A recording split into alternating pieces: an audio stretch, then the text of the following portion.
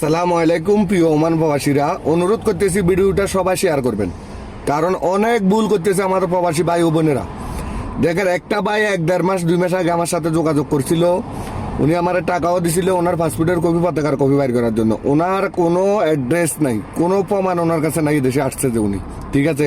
তখন আমি ওনাকে বলছি যে এভাবে হবে না, আপনাকে নিয়ে যেতে হবে আপনার এয়ারপোর্ট থেকে ফিঙ্গার দিয়ে পাসপোর্টের কপি, পতাকার কপি বাইর করে এয়ারপোর্টে নতুন পাসপোর্ট বানাইতে হইব।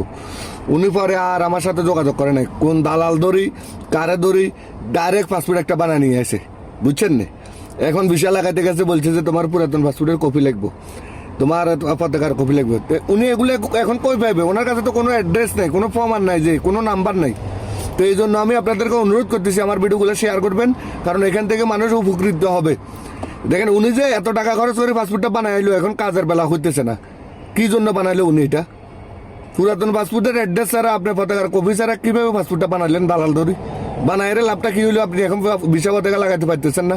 তো এই ধরনের ভুলগুলো কেউ করবেন না, ভিডিওগুলো শেয়ার করে প্রচার করে দিবেন, ঠিক আছে? অসংখ্য ধন্যবাদ।